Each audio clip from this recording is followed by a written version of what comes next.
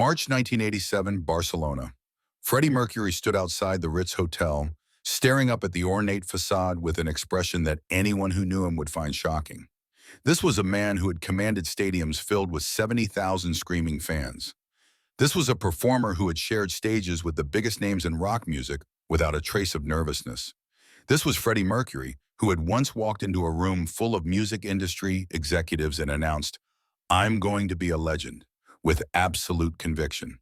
And yet, standing outside this Barcelona hotel at 3 in the afternoon on a mild spring day, Freddie Mercury was terrified. His hands were shaking. His stomach churned with anxiety. His mouth was dry, despite having consumed 3 cups of tea in the cafe across the street while working up the courage to walk through those hotel doors. He had changed his outfit 4 times that morning, finally settling on something elegant but not ostentatious. Black trousers, a white silk shirt, a tailored jacket. He wanted to look respectful, professional, worthy of the meeting that was about to take place. Because waiting upstairs in Suite 412 was Montserrat Caballé, and for Freddie Mercury, meeting Montserrat Caballé wasn't simply meeting another artist.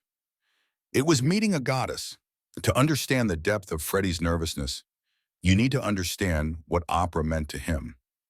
This wasn't a casual appreciation or a passing interest. Opera had been woven into the fabric of Freddie's identity since childhood.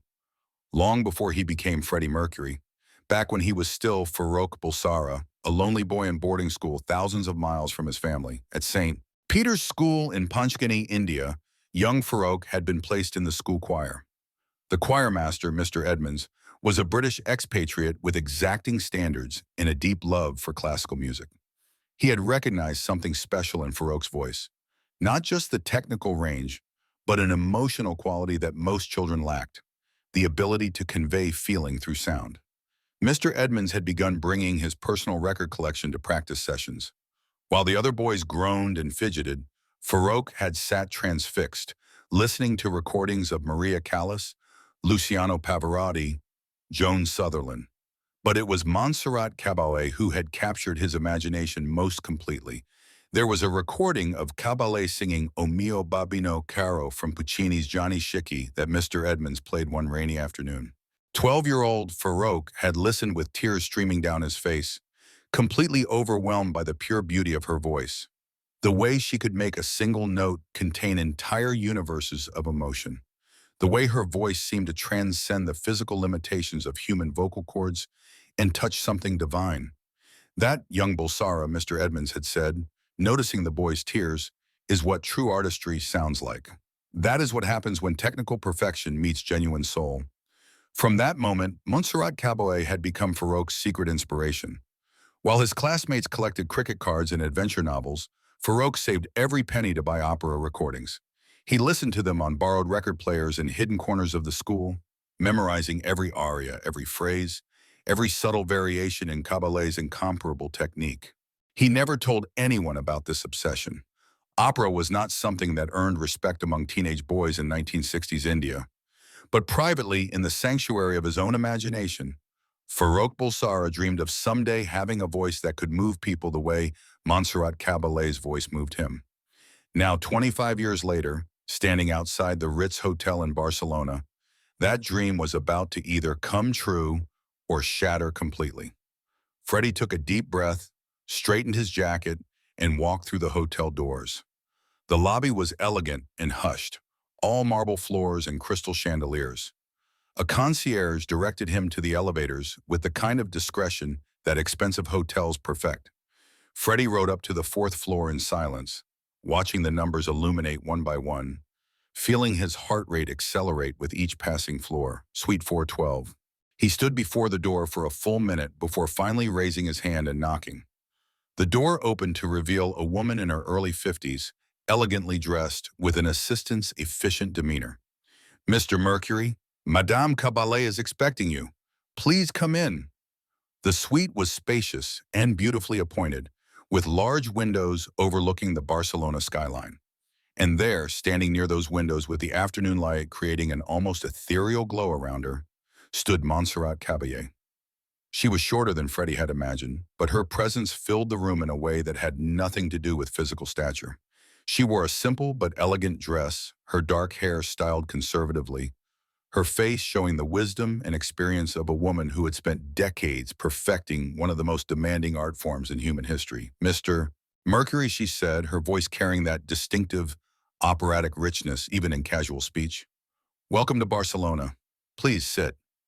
Freddie moved as if in a dream, sitting in the chair she indicated. His usual confidence, his characteristic flamboyance, had completely evaporated. He felt like that 12-year-old boy again, sitting in the choir room, listening to her recordings with tears running down his face. Would you like tea? Montserrat asked, gesturing toward a silver service on the table. Yes, thank you, Freddie managed, his voice barely above a whisper. Montserrat poured tea for both of them with graceful efficiency, then settled into the chair opposite Freddie. She studied him for a long moment, her dark eyes intelligent and assessing but not unkind. Your manager tells me you wish to collaborate, she said finally, that you want to create something combining rock music and opera, that you have written a song called Barcelona. Yes, Freddie said, then cleared his throat and tried again with more strength.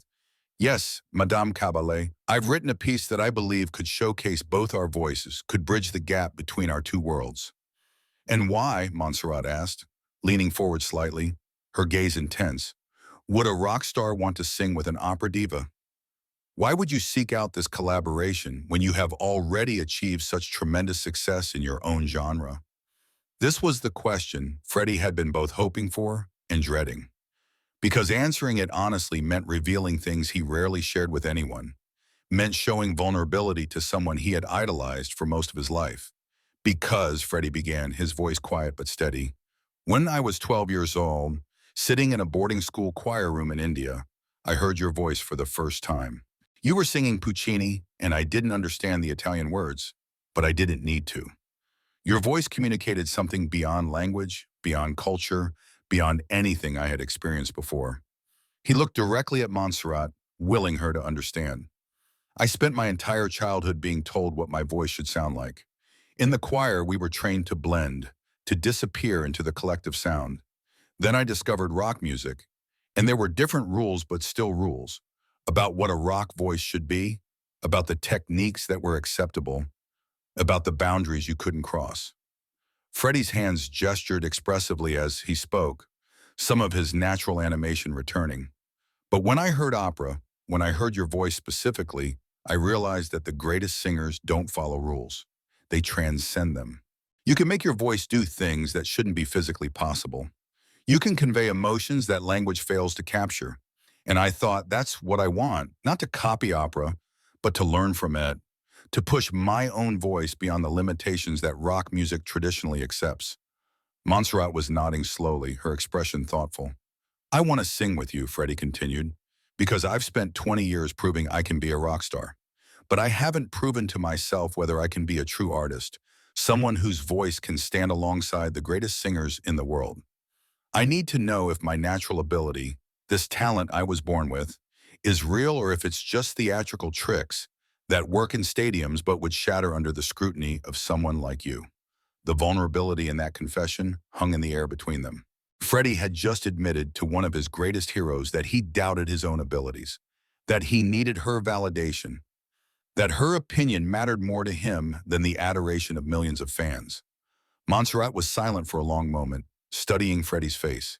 Then, unexpectedly, she smiled. Do you know why I agreed to meet with you, Mr. Mercury? She asked. Freddie shook his head. Because I listened to your recordings. Not casually, not as a curiosity, but with the same attention I give to any serious vocalist. And do you know what I heard? Freddie waited, barely breathing. I heard an opera singer trapped in a rock star's body, Montserrat said. I heard someone with extraordinary vocal range, with instinctive understanding of dynamics and phrasing, with the ability to convey complex emotions through pure sound. These are not things that can be taught, Mr. Mercury. These are gifts, and you have them in abundance. Freddie felt his eyes filling with tears. To hear these words from Montserrat Caballé was worth more than every platinum record, every sold-out stadium, every accolade his rock career had brought him. The question is not whether you can sing with me, Montserrat continued. The question is whether you are brave enough to show the world your true voice, not the rock persona, but the artist beneath. because that is what this collaboration will require. Complete honesty, complete vulnerability, no hiding behind electric guitars or theatrical costumes, just two voices, exposed and unadorned. "I'm ready," Freddie said, and he meant it. "I've been preparing for this my entire life." "Then let us begin," Montserrat said, rising from her chair. "Shall we hear this Barcelona you have written?" The studio where they would rehearse had been set up in a converted ballroom within the hotel. A grand piano sat in the center, microphones positioned carefully to capture both voices. The room had excellent acoustics, designed for chamber music performances in a more elegant era. Freddie's hands trembled slightly as he handed Montserrat the sheet music for Barcelona. He watched her face as she reviewed it, trying to read her assessment of his composition.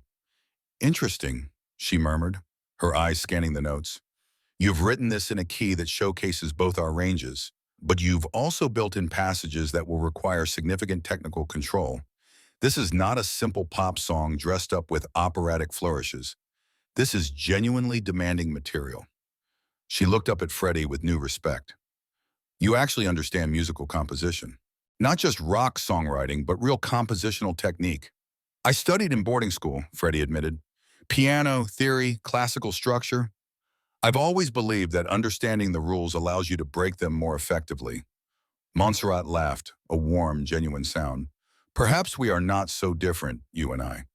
They positioned themselves at the microphones, Freddie's heart pounding so hard he was certain Montserrat could hear it. The pianist, who had been waiting quietly in the corner, took his position. "Shall we try it once through?" Montserrat suggested. "No pressure, just to hear how our voices blend." Freddie nodded, not trusting his voice to speak. The piano introduction began, those opening notes that Freddie had labored over for months, trying to create something that honored Barcelona's beauty while building a framework for the impossible meeting of rock and opera. Montserrat began to sing, and Freddie felt the same overwhelming emotion he had experienced as a 12-year-old, hearing her voice for the first time. But now he wasn't just listening. He was part of it. When his cue came, when it was time for his voice to join hers, Freddie opened his mouth and sang. What happened next was indescribable. Their voices met and merged in a way that seemed to defy the laws of musical physics. Rock's raw power and opera's refined elegance didn't clash.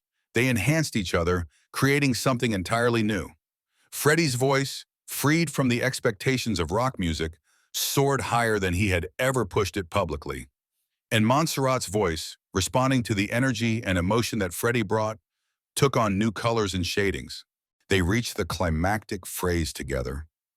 Both voices at full power, filling the ballroom with a wall of sound that made the crystal chandeliers tremble. When the final note faded, there was absolute silence. The pianist sat frozen at his instrument. Montserrat's assistant had tears streaming down her face. Freddie and Montserrat turned to look at each other, both shocked by what had just emerged from their collaboration. "That was," Freddie began, then couldn't find words adequate to describe it. "Magic," Montserrat finished, her own voice filled with wonder. "That was pure magic, Mr. Mercury." She walked to where Freddie stood and took both his hands in hers. "I have performed with the greatest tenors of our generation," she said. "I have sung on the most prestigious stages in the world, but I have never experienced anything quite like what just happened. You didn't try to be an opera singer. You didn't try to imitate my technique. You simply brought your own truth, your own voice, and it created something neither of us could have achieved alone." Freddie was crying openly now, not trying to hide or control his emotions. "Do you know what you have just proven, Freddie?" Montserrat asked, using his first name for the first time. "You've proven that artistry transcends genre, that a voice trained in rock music and a voice trained in opera can speak the same language when that language is genuine emotion.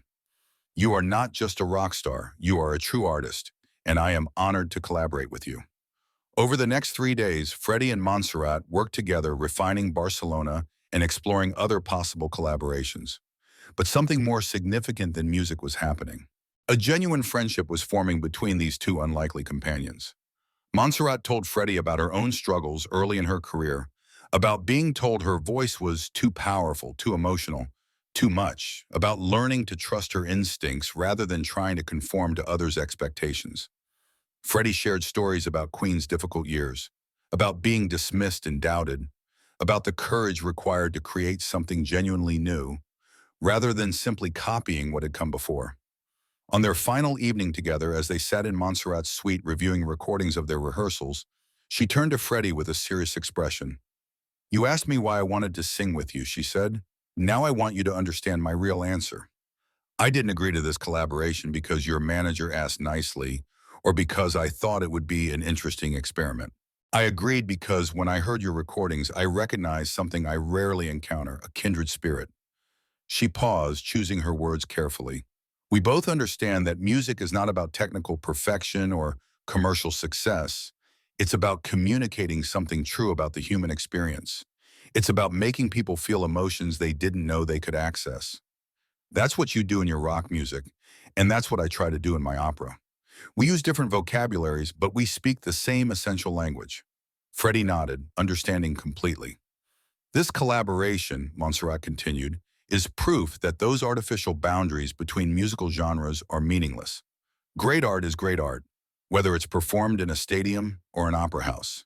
And you, my dear Freddie, are capable of creating great art in any setting."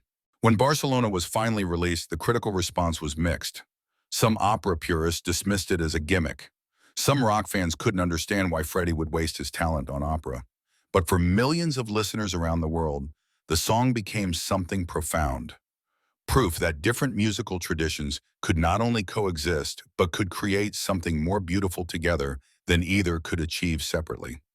Years later, after Freddie's death, Montserrat would say in interviews that her collaboration with Freddie Mercury was one of the most meaningful artistic experiences of her life, not because of the commercial success or the critical attention, but because it reminded her why she had fallen in love with singing in the first place: the pure joy of connecting with another human being through shared music.